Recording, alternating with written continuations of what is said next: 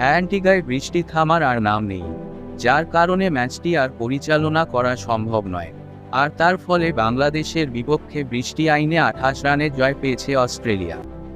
অস্ট্রেলিয়ার ব্যাটিং ইনিংসে যখন দ্বিতীয় দফায় বৃষ্টি শুরু হয়, তখনই ধারণা করা হচ্ছিল ম্যাচটি বাংলাদেশের নাগালের বাইরে চলে গেছে।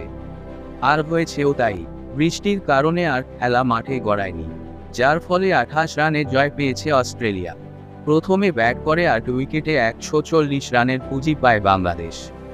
টাইগারদের হয়ে সর্বোচ্চ রান আসে অধিনায়ক শান্তর ব্যাট থেকে 41 রান।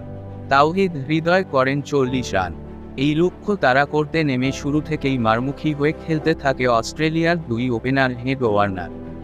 মাঝে একবার বৃষ্টির জন্য খেলা বন্ধ হলেও তখনও এগিয়ে ছিল অজিরা। যদিও বৃষ্টির পর খেলা শুরু হলে রিশাদের ঘূর্ণিতে 2 উইকেট হারায় অস্ট্রেলিয়া।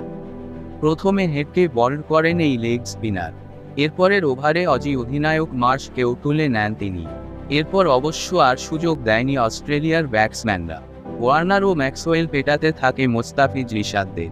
এরই মাঝে দলীয় 100 রান পূরণ হলে নামে বৃষ্টি। আর এই বৃষ্টিতেই 28 রানের জয় পায় অজিরা।